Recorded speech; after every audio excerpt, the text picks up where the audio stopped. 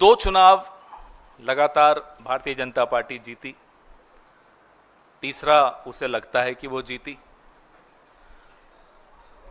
पिछले 10 साल में सबने कुछ ना कुछ सबक सीखा और सब सीखते हैं। हम और आप अपनी निजी जिंदगी में भी सबक सीखते हैं। आप और हम किसी भी धर्म के हों, मजहब के हों, फेथ के हों, विचारधारा के हों, एक बात हम सब पर लागू होती है कि ऊपर वाला दो तरीके से आजमाता है। सब कुछ दे के आजमाता है और सब कुछ छीन कर भी आजमाता है। 2014 में हमें भारी शिकस्त हुई, 2019 में भी हमें शिकस्त हुई। हमने भी आत्मचिंतन किया, समझा, सीखा। लेकिन जिसको सब कुछ दिया और अब 2024 में उससे छीनना शुरू किया, उस व्यक्ति ने, उस पार्टी ने, उस विचार ने कोई सबक नहीं सीखा। यह आज संसद के भीतर और संसद के बाहर स्पष्ट हो गया। पिछले 10 साल इन्होंने अपना व्यापार, अपना कारोबार कैसे चलाया?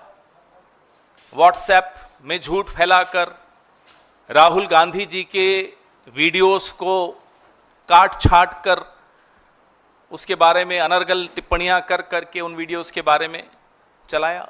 कारोबार चला, ऐसा नहीं है, 5 साल चला, 10 साल चला। अब वो कारोबार इस देश की जनता ने रोक दिया। ये सबक भारतीय जनता पार्टी नहीं सीख पाई। आज भी राहुल गांधी का भाषण शुरू होते ही 10 मिनट में IT cell Bharatiya Janata party की शुरू हो गई। कैसे उनके भाषण को तोड़ना मरोड़ना है, कैसे स्पिन देना है, कैसे ट्विस्ट करना है, सबक नहीं सीखा। ऊपर वाले ने जब आपको सब कुछ दिया तब भी नहीं सीखा आपने। अब जब ऊपर वाला सब कुछ छीन रहा है आपसे, आप तब भी नहीं सीख रहे। आप अभी भी वही हैं। अच्छा लगा आज देखकर कि प्रधानमंत्री सदन में थे, और अच्छा लगा ये देख के कि प्रधानमंत्री को अपने आप को तकलीफ देते हुए 2 बार उठना पड़ा, और अच्छा लगा ये देख के कि उन्हें राहुल जी को जवाब भी देना पड़ा। कुछ बदलाव तो आ रहा है, अभी बहुत कुछ बदलेगा। हिंदू धर्म के ये ठेकेदार बनते हैं। साथियों, गंगा कहां से शुरू होती है और कहां खत्म होती है, इसके उत्तर में हिंदू धर्म की पूरी परिभाषा छुपी है। क्या गंगा गंगोत्री से शुरू होती है या आसमान से शुरू होती है और समुद्र में जाकर और फिर से आसमान में चली जाती है? यह है हिंदू विचार। उसका कोई शुरुआत नहीं है, कोई अंत नहीं है। उस विचार के ये बौने लोग ठेकेदार बनेंगे। इतने बड़े विचार को ये बौने उस विचार पे कब्जा करके उसको अपनी ही साइज का बना देंगे। इतने बड़े विचार को बौना बनाने की कोशिश करेंगे और हम होने देंगे? हम अब तक तो सोचते थे कि संवैधानिक संस्थाओं को बचाने की लड़ाई हम लोग लड़ने निकले हैं। हम अब तक ये सोचते थे कि हम एक दूसरे के अधिकारों की रक्षा की लड़ाई लड़ने निकले हैं। हम सोचते थे कि हम देश की जो 75 साल से जो लोकतंत्र चल रहा है उसको बचाने की लड़ाई लड़ने निकले हैं। लेकिन पिछले 10 साल में हम समझ गए, माफ कीजिएगा, इस बहुत ही विशाल विचार जिसको हम हिंदू विचार कहते हैं, धर्म से बहुत ऊपर है, उसको भी, उसकी छवि को भी बचाने का काम हम सबको करना होगा। नहीं तो ये बौने अपने कद का सब कुछ बना देंगे। इस माटी की ऊर्जा को ये समझते हैं। जिस माटी ने बाबा फरीद, बाबा गुरुदेव नानक,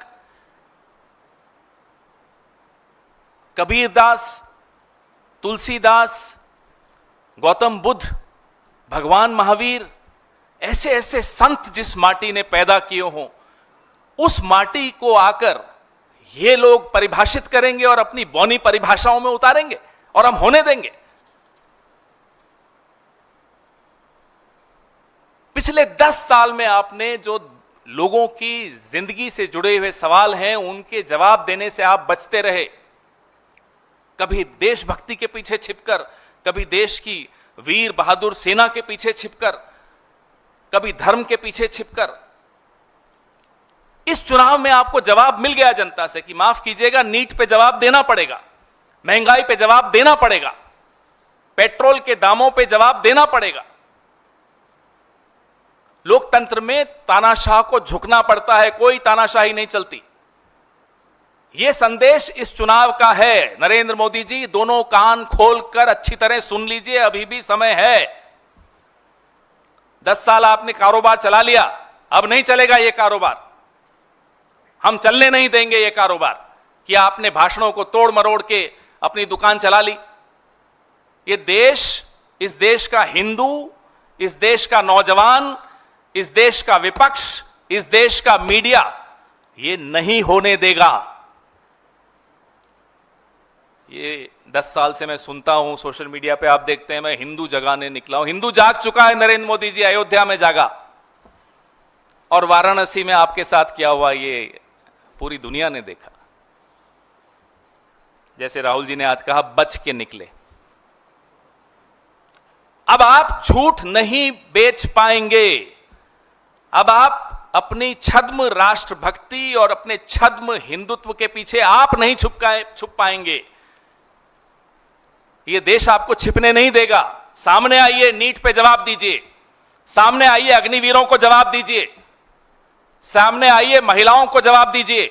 सामने आइए, किसानों को जवाब दीजिए। सामने आइए, इस देश को जवाब दीजिए। 2/3 हिंदुओं ने आपके खिलाफ वोट दिया है, भूलिएगा मत।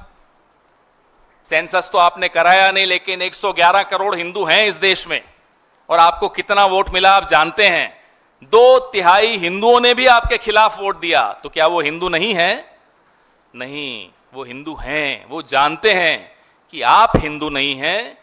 जैसा राहुल जी ने कहा, मैं आपसे आग्रह करूंगा मेरे साथी से कि वो वीडियो दिखाइए, क्योंकि वो वीडियो, ये जो 2 वीडियो मैं आपको दिखा रहा हूं, ये आने वाली पीढ़ियां राहुल गांधी को और कांग्रेस पार्टी को धन्यवाद कहेंगी, क्योंकि ये वीडियो आने वाली पीढ़ियों को बताएगा कि एक ऐसा नेता था, एक ऐसी पार्टी थी, एक ऐसा विपक्ष था जिसने इन लोगों को, इन बौनों को एक विशाल विचार को छोटा करने से रोका। लगाइए। ये देश डर का देश नहीं है। तो हमारे सारे के सारे महापुरुषों ने अहिंसा की बात की, डर मिटाने की बात की। डरो मत, डराओ मत, डरो मत, डराओ मत। और दूसरी तरफ शिव जी कहते हैं डरो मत, डराओ मत, अभय मुद्रा दिखाते हैं, अहिंसा की बात करते हैं, त्रिशूल को जमीन में गाड़ देते हैं। और जो लोग अपने आप को हिंदू कहते हैं वो 24 घंटा हिंसा हिंसा हिंसा, नफरत नफरत नफरत, असत्य सत्य असत्य।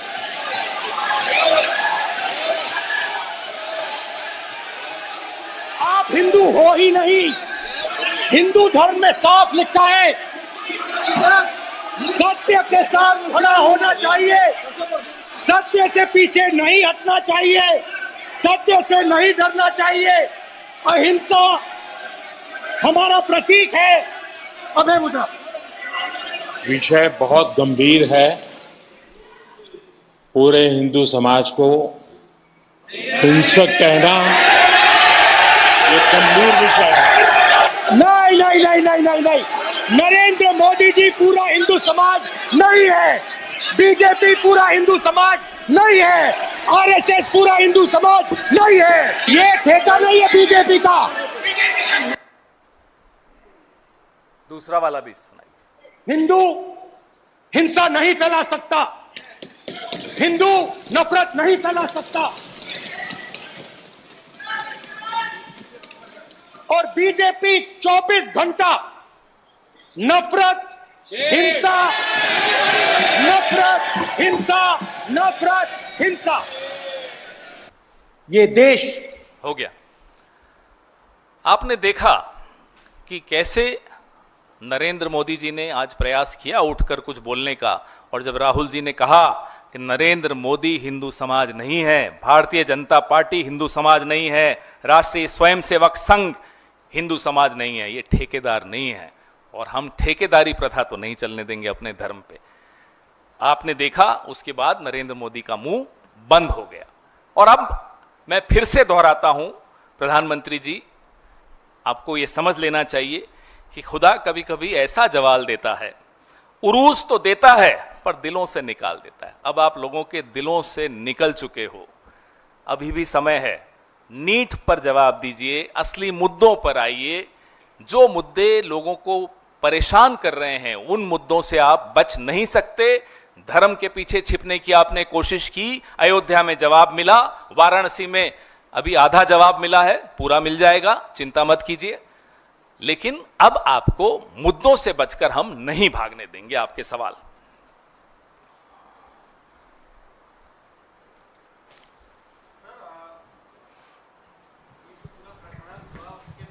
बीजेपी की तरफ से जो कहा गया कि तमाम बड़े नेता सामने आए मीडिया के, उन्होंने कहा कि ये इमेच्योर बयान था, first show worst show, Hindu hated is equal to Rahul Gandhi ji, बचकानापन से उभर नहीं पाए हैं। कोई महिला सांसद कह रही हैं कि स्टैंड अप कॉमेडी था। जो बीजेपी के बड़े बड़े नेताओं की तरफ से बयान आए, आप उन बयानों को के जवाब में आप क्या कहेंगे उन सभी लोगों से? मुझे बड़ा अच्छा लगा देखकर, एक के बाद एक तमाम कैबिनेट मिनिस्टर खड़े हो होकर प्रधानमंत्री को जवाब दे रहे थे उस सवाल का कि कौन राहुल। आपके कुछ चैनल्स थे, पत्रकार बड़े हंसे थे उस वक्त, मेरे को याद है। इंडिया टुडे, आज तक मैं तो नाम लेता हूं, कि पत्रकार थे, बड़े तेज हंसे, ठठाकर हंसे जब राहुल जी के लिए कहा प्रधानमंत्री ने कौन राहुल। आज उन्हीं के कैबिनेट के मंत्रियों ने प्रधानमंत्री को जवाब दिया ये राहुल। कौन राहुल? वो राहुल जो आपको आईना दिखा रहा है। आईने में क्या दिख रहा है? आईने में एक भद्दी बौनी शक्ल दिख रही है। वो किसकी शक्ल है? वो भारतीय जनता पार्टी की शक्ल है। भद्दा चेहरा, बौना चेहरा।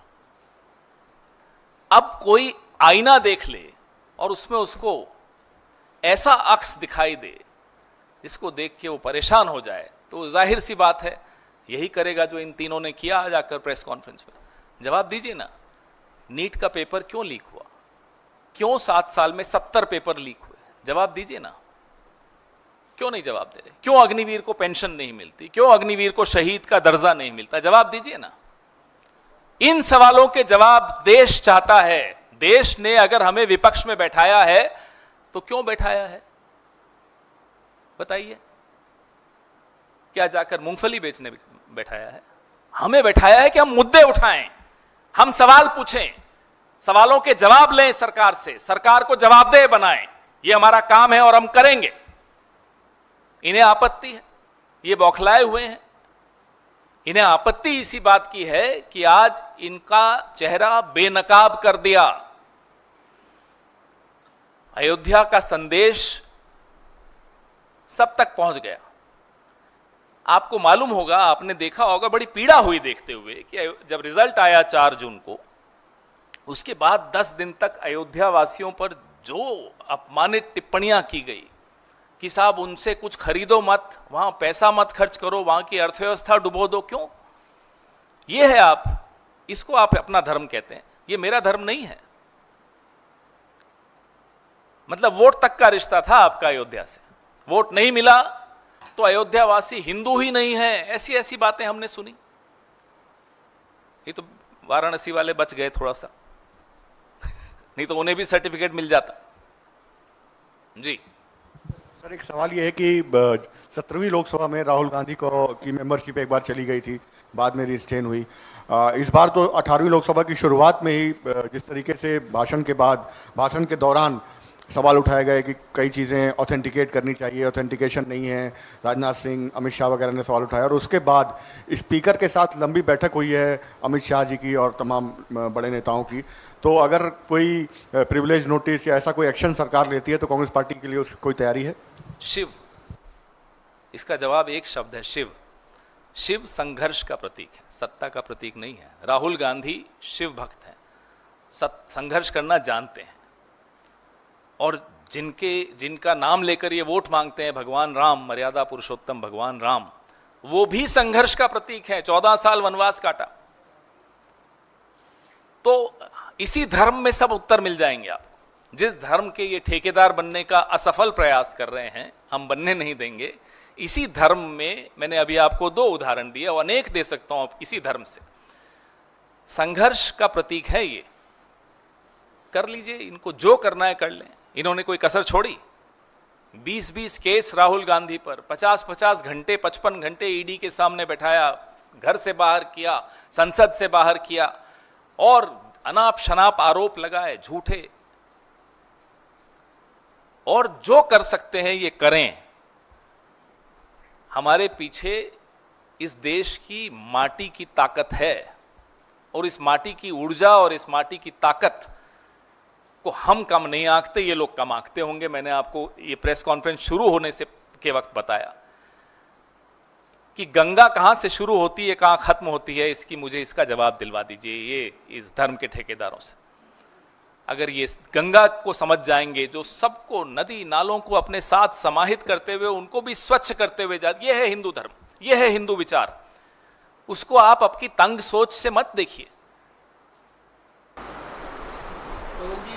जब से राहुल जी ने सदन के अंदर धर्म की व्याख्या की और शिव की व्याख्या के भाषण समाप्त होने के बाद कई धर्म गुरुओं की तरफ से, अलग अलग धर्म के जो धर्म गुरु हैं उनकी तरफ से कई सारी टिप्पणियां आ रही हैं, चाहे वो अभय मुद्रा हो या बाकी चीज़ों की व्याख्या जो राहुल गांधी ने की है।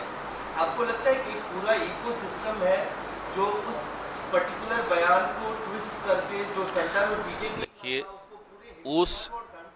उस इकोसिस्टम को इस देश ने जवाब दिया 2024 के नतीजों में, बहुत माकूल जवाब दिया। उस इकोसिस्टम को छोड़ दीजिए, उसकी बात मत कीजिए, उससे कुछ नहीं होने वाला। अब इस देश में नौजवानों का एक इकोसिस्टम है। वो नौजवान जवाब मांग रहे हैं। वो नीट पे जवाब मांग रहे हैं, वो एनटीए के पूरे रोल पे जवाब मांग रहे हैं, वो अग्निवीर योजना पे जवाब मांग रहे हैं कि साहब क्या योजना है, क्यों लाए आप। वो किसान का बेटा है तो वो एमएसपी पे जवाब मांग रहा है। वो अगर हमारी बेटी है, उसने 10 साल नारा अच्छी तरह देख लिया बेटी बचाओ बेटी पढ़ाओ का, वो अपनी सुरक्षा पे जवाब मांग रही है। अब जवाब देने होंगे। आप ये इकोसिस्टम और ये टूल किट नहीं चलेंगे। अब ये टूल किट का ज़माना ख़त्म हो गया। अब इनका इकोसिस्टम, अब हम तो कह रहे हैं नरेंद्र मोदी जी को कि करोड़ों रुपए खर्च करते हो, आईटी सेल बंद कर दो ना, अब इसकी कोई उपयोगिता नहीं रही। अब ये चलने वाली नहीं है। लोगों का भरोसा उठ गया। अब किसी को कोई कुछ कहता है, सुबह ज्ञान बांटता है तो कहते साहब व्हाट्सएप पे तो नहीं पढ़ लिया था कहीं। ये आपने हालत बना दिया आपकी आईटी सेल ने। अब आपकी आईटी सेल को बंद कर दीजिए, पैसा बचा लो, काम आएगा आगे, क्योंकि अब विपक्ष में बैठना पड़ेगा बहुत जल्दी। ज़्यादा साल नहीं बचे, ज़्यादा महीने भी नहीं बचे।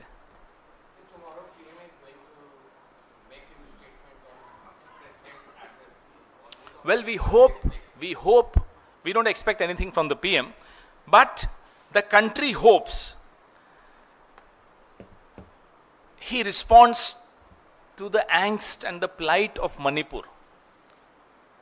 The youth of the country hope that he responds on the injustice done to them through various paper leaks, through various cancelled exams. The farmers of the country hope that he responds to them, apologizes to them on why he did not honor the word on a law on MSP. The women hope that he responds to them on their safety. He apologizes to the athletes for failing them. And when he does that, he should remove all those people from his treasury benches who have somehow or the other contributed to these failures. The Prime Minister, we hope, should start his address by apologizing to the nation. He has a lot to apologize for. Thank you.